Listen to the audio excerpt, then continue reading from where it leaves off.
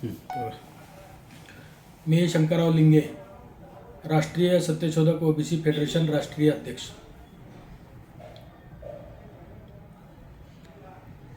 आरक्षण म्हणजे काय? आरक्षण म्हणजे एक प्रतिनिधित्व आहे. आरक्षण म्हणजे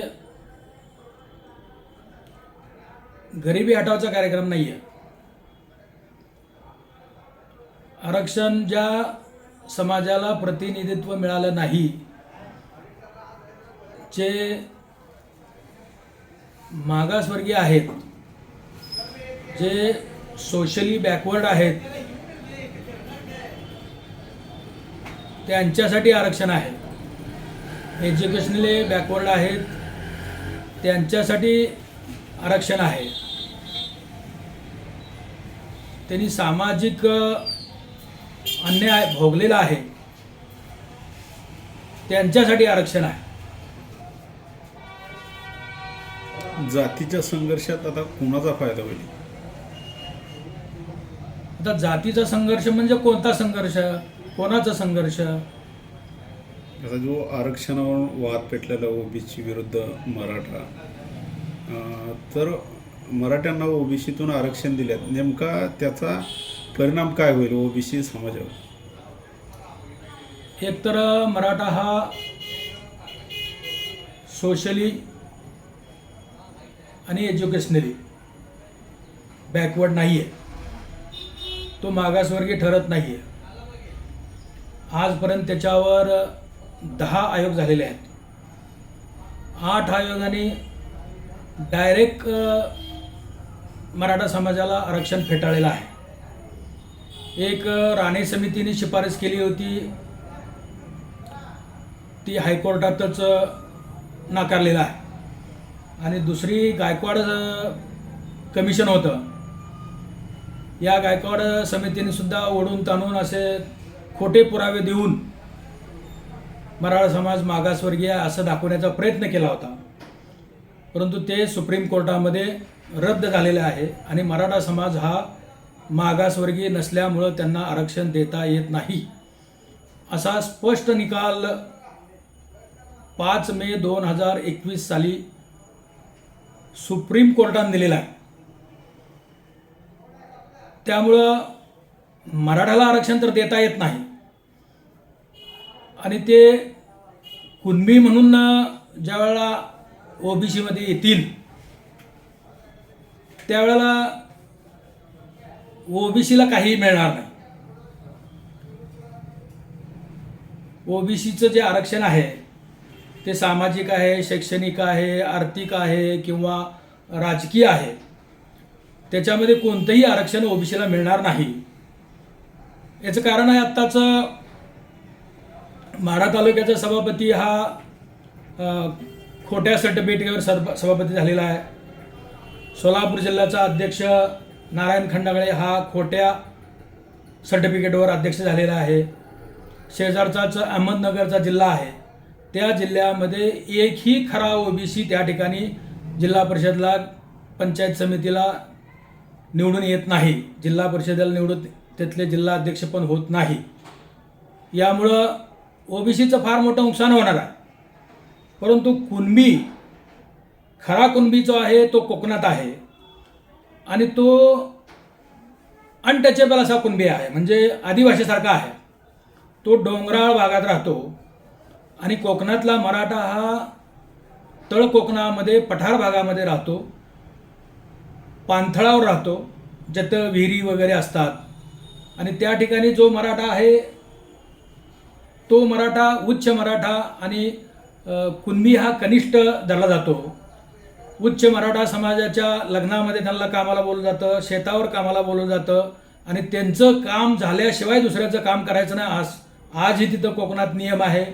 लग्नामध्ये या 96 कोळी मराठा आहेत त्या मराठ्यांच्या पंक्ती अगोदर होतात आणि हे काम करणारी जे कुणबी आहेत, या कुणबी लोकांची पंगत हे शेवटी बसवली जाते. असं हे बहिष्कृत असा कुणबी आहे.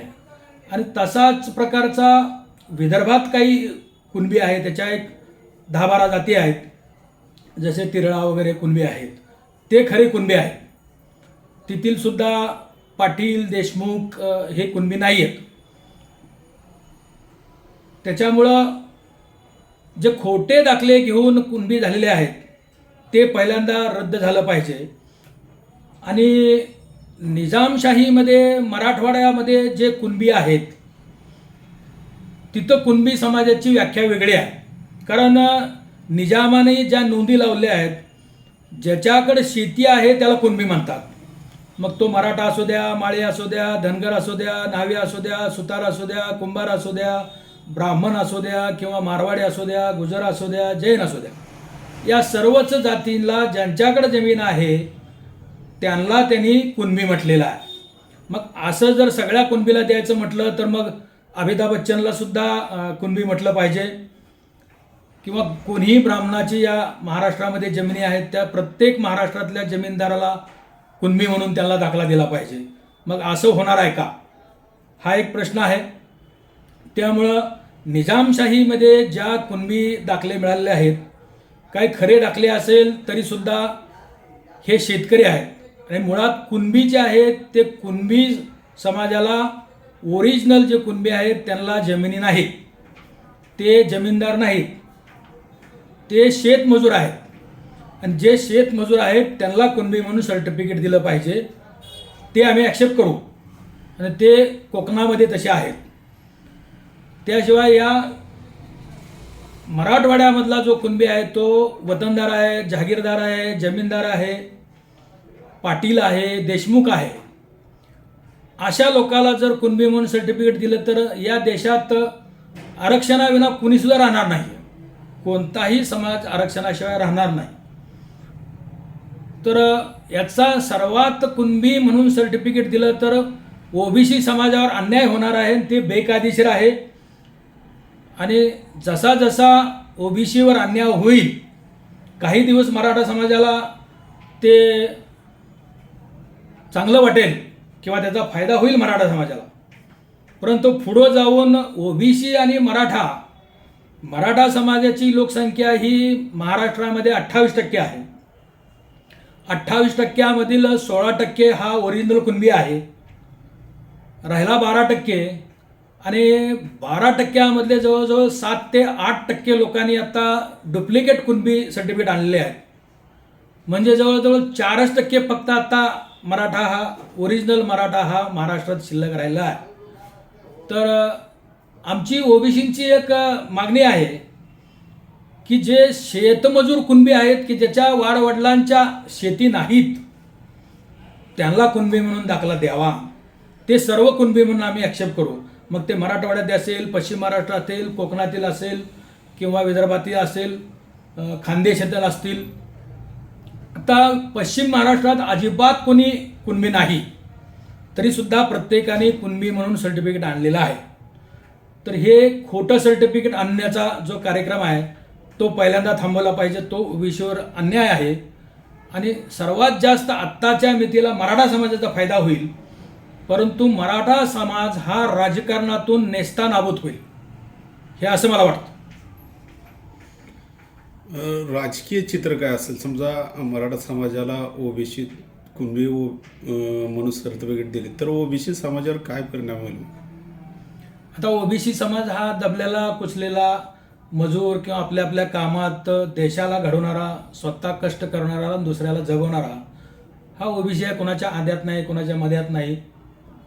याचा परिणाम असा होऊ शकतो की ज्या स्वातंत्र्यानंतर ज्या ज्या संस्था या मराठा समाजाकडे आलेल्या आहेत, म्हणजे काय सहकारी संस्था असतील, शाळा असतील, दूध डेअरी असतील किंवा बँका असतील किंवा जिल्हा बँकेचे चेअरमन असतील, अशा अनेक सहकार क्षेत्रातून जे मराठा समाजाला सहकार क्षेत्र ज्या वेळा स्थापन केलं यशवंतराव चव्हाण साहेबांनी, ते सर्व सहकार क्षेत्र एकाच समाजाला दिलेलं आहे. आणि त्यांच्याकडे ज्या नोकरीला ओबीसी समाज आहे तर त्यांना हे लोक जाणून बुजून त्रास देऊ शकतात.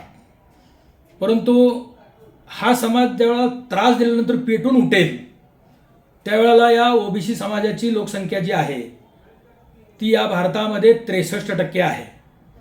आणि ते सिद्धही झालेलं आहे बिहारमध्ये. तर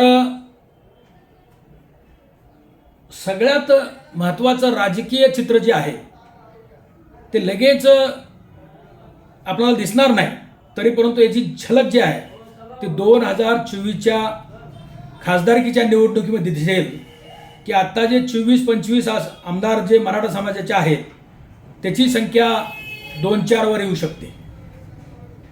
तर मराठा समाजाला मग आरक्षण मिळेल का? मराठा समाजाला आत्ताच्या कायद्यानुसार तर अजिबात मिळणार नाही आरक्षण. मगाशीच सांगितलं की आरक्षण हा गरिबी हटवाचा कार्यक्रम नाही. मराठा समाजामध्ये काही 170 घराणी श्रीमंत आहेत आणि त्याच्या पाठीमागचा जो समाज आहे त्यांच्या जमिनी वगैरे ते आता काही जमिनी त्यांच्या वाटण्याहून कमी झालेल्या आहेत किंवा काही कारणामुळं नापिकी झाल्यामुळं या ओबीसी समाजातल्या कष्टकरी समाजाने त्यांच्या जमिनी काही विकत घेतलेल्या आहेत. त्यामुळं त्यांच्या जमिनी कमी कमी होत चाललेल्या आहेत. याची कारणं अनेक आहेत, त्या कारणामध्ये मी जात नाही. परंतु त्यांची गरिबी हटावायची असले तर त्याला वेगळे कार्यक्रम आहेत. त्याला कलम 45 नुसार तरतुदी आहेत किंवा इतर काही सरकारने त्यांना योजना द्याव्यात आहेतच. त्याच्यानुसार अण्णासाहेब महामंडळ आहे किंवा सारथी योजना आहे किंवा अनेक ज्या आर्थिक योजना आहेत त्या योजनामधून या समाजाला फायदा मिळू शकतो किंवा शिक्षणात सुद्धा नादारी अर्ज भरला तर त्यांना त्याची सवलत मिळू शकते किंवा अण्णासाहेब महामंडळ याच्यातून त्याला सवलत मिळू शकते, त्यांना कर्ज मिळू शकतं किंवा असं आर्थिक मदत त्यांना मिळू शकते. परंतु आरक्षण म्हणून त्यांना अजिबात मिळणार नाही आणि दिलं कुणी वडून ताणून तर ते कोर्टात कधीच टिकणार नाही. आरक्षणासाठी आता जातनिहाय जनगणना का आवश्यक आहे? याचं कारण असं आहे की महाराष्ट्रामध्ये जो समाज आहे तो 1931ला त्याची जातनिहाय जनगणना झालेली आहे आणि त्यावेळेला जी जनगणना झाली होती काही लोकांनी हिंदू हिंदू म्हणूनच लिहिलेलं आहे, काही लोकांनी मराठा मराठा म्हणून लिहिलेलं आहे. जातीचा खास असा उल्लेख लोकांनी केलेला नाही. त्यामुळं काही लोकांचे ओबीसीमधल्या ज्या जाती आहेत त्या ओबीसीमध्ये अजूनसुद्धा आलेल्या नाहीत. ज्या छोट्या छोट्या जाती आहेत त्यांना अजिबात दाखले नाहीत. ज्याच्या काही जमिनी नाहीत, ज्याच्या काही नोंदी नाहीत असे बरेच जण आहेत. जसं मराठा समाजाला 100-100, 200-200, 500-500 एकर जमिनी होत्या, त्यांच्या जमिनी कमी कमी होत गेल्या. तर जो भटका विमुक्त आहे, जो डोंबारी आहे किंवा पारधी आहे किंवा रामुशी आहे किंवा अनेक भटक्या विमुक्त जाती जमाती आहेत, डवरी आहेत, तर अशा ज्या भटक्या समाज आहेत, वडार आहे किंवा मर्याचे गाडेवाले आहेत किंवा बेलदार आहेत, साप गारुडे आहेत, डोंबारे आहेत, अशांच्या नावावर आजसुद्धा 1 गुंठा जमीन नाही, त्यांच्या नोंदी नाहीत. तर मग त्यांची काय परिस्थिती असेल हे मराठा समाजाने पहिल्यांदा समजलं पाहिजे की तुमच्यापेक्षा तळागाळातला आज त्याच्यापर्यंत शेवटच्या पंक्तीला बसलेला माणूस त्याच्यापर्यंत वाढपी कधीही पोचला नाही. तर त्या समाजाचं काय हाल असेल. या मराठा समाजाने आपली लेकरं म्हणण्यापेक्षा या डोंबाऱ्यांची या पालावरची आज इथं उद्या तिथं त्यांचं पाल असतं तर त्या लोकांची काय हालत असेल, त्यांच्या लेकराबाळांची काय हालत असतील ह्याचा विचार त्यांनी कधी केलाय का? हे सगळे सत्ताधारी आहेत, ह्यांनी ह्याचा विचार केला पाहिजे. या जात निहाय जनगणना आवश्यक. जातनिहाय जनगणना एवढ्यासाठी आवश्यक आहे की आता मराठा समाज म्हणतो की आमची संख्या 32% आहे, 33% आहे. मग एकदा होऊन जाऊ दे ना, 33% असेल तर 33% त्यांना आरक्षण पण देऊन टाका. कारण का जिसकी जितनी संख्या भारी उसकी उतनी भागीदारी. आता महाराष्ट्रामध्ये 52% ओबीसी समाज आहे. तर देशाची फाळणी झाली त्यावेळेला फक्त हिंदू समाजामधील ज्या जाती होत्या त्या जातींनाच ओबीसी म्हणलं गिनलं गेलेलं आहे. आणि फाळणी झाल्यानंतर मुस्लिम समाज हा पाकिस्तान, पूर्व पाकिस्तानमध्ये गेला, त्याच्यामध्ये ही संख्या 20% आहे आणि त्यांना ओबीसीमध्ये गिनलेलं नाही कुणीच. मुस्लिम समाज हा ओपनमध्ये होता आणि मग 20% ओपनमधला जर पाकिस्तानमध्ये गेला असेल, पूर्व पाकिस्तानमध्ये गेला असेल तर राहिला 80 मध्ये 52 म्हणजे 100 मध्ये 63. हे सरळ गणित आहे. आणि त्याच्यानंतर मग काही धर्मातील म्हणजे मुस्लिम धर्मातील आहे, जैन धर्मातील आहे, ख्रिश्चन धर्मातील आहे, बुद्ध धर्मातील आहे, अशा अनेक म्हणजे 7 धर्मातील पुन्हा काही ओबीसी समाज एक 2-3% याच्यामध्ये मिसळलेला आहे. म्हणजे त्याची लोकसंख्या ही 63 ते 67% आहे. आणि ही 67% लोकसंख्या असताना सुद्धा 52% धरून त्यांना 27% आरक्षण आहे. आणि त्याचं इम्प्लिमेंटसुद्धा आम्हाला 4%, 2%, 3%चं आहे. आणि राजकारणामधलं आरक्षण हे खोटे दाखले आणून मराठा समाज हे संपूर्णपणे लाटत आहे. तर यासाठी जातनिहाय जनगणना केली पाहिजे. आणि जातनिहाय जनगणना केल्यानंतर जिसकी जितनी संख्या भारी उसकी उतनी भागीदारी या नियमाप्रमाणे प्रत्येकाला ज्याच्या त्याला द्यायचं तेवढं 100% आरक्षण देऊन टाका, आमचं काय हरकत नाही. त्या जातीच्या संघर्षात नेमका आता कोणाचा फायदा होईल? जातीच्या संघर्षामध्ये फायदा म्हटलं तर आता सगळ्यात जास्त फायदा जो आहे तो सुरुवातीला आमच्या दृष्टिकोनातून दिसतो आहे की जो प्रस्थापित आहे त्यांना जास्त फायदा होईल असं वाटतं आहे. कारण प्रस्थापित हा दंडलशाही करायला प्रयत्न करतो आहे. त्याच्यातून काही कोणाची घरं जाळतोय, आमदाराला धमक्या देतोय, खासदाराला धमक्या देतोय, मंत्र्याला धमक्या देतोय आणि सरळ सरळ त्याच्यावर 1500 लोक जाऊन गुंडाच्या टोळीच्या मार्फत अन्याय केला जातोय. आपल्याच बीडमध्ये जो अन्याय झाला तो झालाच, परंतु आपल्या सोलापूर जिल्ह्यामध्ये सुद्धा एक अन्याय झालेला आहे. तो अन्याय आपलं जे तुळशी गाव आहे, तुळशी गावामध्ये ग्रामपंचायतच्या निवडणुकीला ओबीसीचं एक पॅनल उभं राहिलं होतं. त्या पॅनलला यांनी प्रस्थापितांनी विरोध केला आणि प्रस्थापिताला विरोध करून सुद्धा त्यांनी एक ओबीसी मधलाच एक विरोधी गटातला एक माणूस उभा केला सरपंच पदासाठी डायरेक्ट. त्यानं 300 मतं खाल्ली, नोटाला 80 मतं गेली. तरीसुद्धा विरोधी जे पॅनल ओबीसी समाजानं, खास करून न्हावी समाजातला एक प्रबोधनकार होता, कीर्तनकार होता, त्यांनी पुढाकार घेऊन हरी चौधरी नावाच्या न्हावी समाजातल्या एका युवकाने पॅनल तयार केलं आणि त्याला माळी समाजाने तिथं पाठिंबा दिला. तर माळी समाजातलाच एक माणूस पुढून त्यांनी प्रस्थापितांनी घेतला होता. याचा अर्थ असा नाही की त्यांनी कुठं जावं हा त्यांचा प्रश्न आहे, परंतु निवडून आल्यानंतर सुद्धा या हरी न्हावी यांच्या कुटुंबियावर, त्यांच्या म्हाताऱ्या आई वडिलावर, मुलाबाळावर, लेकराबाळावर त्यांनी मारहाण केली, गोटा जाळला, गाईचा ते पाय मोडला, जवळजवळ त्याचं 2-1 लाखाचं नुकसान झालं, वैरण जाळली. तर असे अन्याय होतात. माढा तालुक्यात जे गाव आहे त्या ठिकाणी ओबीसी समाजाची महिला सरपंच आहे, त्यांच्याकडून यांनी लिहून घेतलेला आहे, ठराव केलेला आहे की ओबीसीमधून आरक्षण देण्यास आमची काय हरकत नाही म्हणून त्या ग्रामपंचायतीतून ठराव केलेला आहे. असे दबाव टाकण्याचं दबावतंत्र सध्या चालू आहे. तर हे दबावतंत्र टाकून या आपल्या तारापूर नाला पंढरपूर या ठिकाणी एक अपंग मुलगा तिथं जगण्यासाठी आलेला होता शेजारी ओजेवाडी गावामधून. जवळजवळ 10-12 वर्ष तिथं तो अपंग मुलगा हॉटेलमध्ये काम करून खात होता. पुढं जाऊन तो ट्रॅक्टर ड्रायव्हर झाला. जवळजवळ 27-28 वर्ष वय आहे त्याचं. त्या अपंग मुलाला या शासनाची एक अंतयात्रा, प्रेतयात्रा या लोकांनी काढली होती तारापूर नाल्यामधल्या गावातील मराठा लोकांनी. तर त्या प्रेतयात्रा जाळत असताना त्या प्रेतयात्रेमध्ये सुद्धा या अपंग मुलाला ढकलून त्याला जाळण्याचा प्रयत्न करत होते.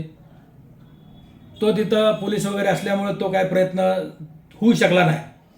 तरीसुद्धा त्याच मध्यरात्री त्याला 31 ऑक्टोबरला त्या ठिकाणी मध्यरात्रीच्या सुमारास त्याला फाशी देऊन लटकावलेला आहे. आणि सांगितलं जातं की यांनी मराठा समाजाला ओबीसीतून आरक्षण देण्यासाठी मी म्हणून स्वतःहून फाशी घेत आहे. त्याची काही चिठ्ठी नाही, काही नाही. आणि त्याचा पंचनामा करत असताना सुद्धा कुठल्याही बाबीचा व्यवस्थित पंचनामा केलेला नाही किंवा त्यांच्या नातेवाईकाला बोलवून ती प्रेत त्यांच्या ताब्यात दिलं नाही. फक्त लिहून घेतलं की आम्हाला प्रेत मिळालं म्हणून. आणि ह्यांनी सुद्धा त्यांना ओजेवाडीला प्रेत नेऊ दिलं नाही. इथंच अंधश्रद्धेच्या खालीसुद्धा हा खून होऊ शकतो, त्याचं फाशी दिलेली असू शकते. कारण ज्यावेळेला प्रेत जाळायचं होतं त्याच्या अगोदर त्यांनी त्या मुलाचं लग्न झालेलं नव्हतं, तर त्यांनी रुईबरोबर लग्न लावलं आहे, रुईच्या झाडाबरोबर लग्न लावलं आणि नंतर ती प्रेत जाळलेला आहे.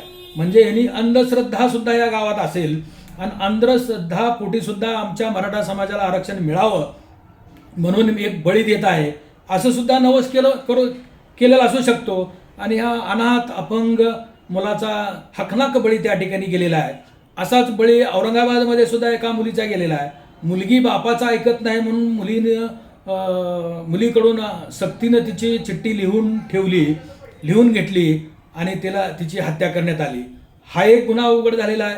जय महाराष्ट्र चॅनलवर त्याचे डिबेट माझे झालेले आहे. तर असे अनेक गुन्हे आहेत. आमचा डॉक्टर बी के यादव फलटणमध्ये आहे.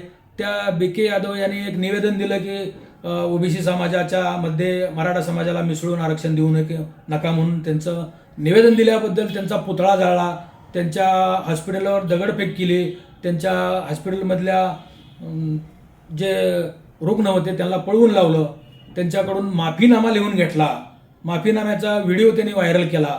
असे अन्याय अनेक ठिकाणी गावोगावी होत आहेत. बित्रा समाज ओबीसी आहे किंवा त्यांच्यातच कामाला असल्यामुळं, त्यांच्याकडेच पोट असल्यामुळं ते लोक बोलत नाहीत. या तारापूर नाल्यामध्ये सुद्धा एक गावचा ग्रुप आहे. त्या ग्रुपवर रातभर चर्चा झाली आहे. त्या चर्चेमध्ये काही दलित बांधव म्हणत होते की हा खून झालेला आहे, ही आत्महत्या नाही. तर त्याच्यावर त्यांनी दबाव टाकून माफीनामा त्यांच्याकडून पण लिहून घेतलेला आहे किंवा माफीनामा त्या ग्रुपवर टाकून घेतलेला आहे. असे अन्याय अनेक प्रकारे झालेले आहेत. तर हे अन्याय होऊ नये यासाठी जातनिहाय जनगणना झाली पाहिजे. आणि मग जातनिहाय जनगणना झाल्यानंतर मग जिसकी जितनी संख्या भारी उसकी उतनी भागीदारी एवढ्या नियमाप्रमाणे त्यांना काय द्यायचं ते द्यावं सरकारने. त्याला आमची हरकत अजिबात नाही आहे. मराठा समाजामध्ये गरीब समाज आहे. गरीबाला गरीब कुणी ठेवलं त्यांनी ओळखावं. कारण त्यांचे आज 140 ते 160 आमदार आहेत, 20-25 खासदार आहेत, अनेक वेळा मुख्यमंत्री झाले आहेत. आता सध्या मुख्यमंत्री त्यांचा आहे, उपमुख्यमंत्री त्यांचा आहे, अनेक मंत्री त्यांचे आहेत. आणि मग हे असताना पण त्यांना का अन्याय करतात त्यांनी त्याचा जाब विचारावा, कायदा बदलावा, कायदा बदलून त्याच्यामध्ये आरक्षणाची मर्यादा वाढवावी आणि आरक्षण वेगळं घ्यावं. आमच्याच ताटात कशाला यावं, गरीबाच्या ताटातलं उष्ट कशाला खावं. आम्ही आता खाल्लेलं ताट आहे ना, आम्ही आता आरक्षणामध्ये आहे. आमच्या उष्ट्या ताटात त्यांनी कशाला खायला यावं, येऊ नये आमच्या उष्ट्या ताटात.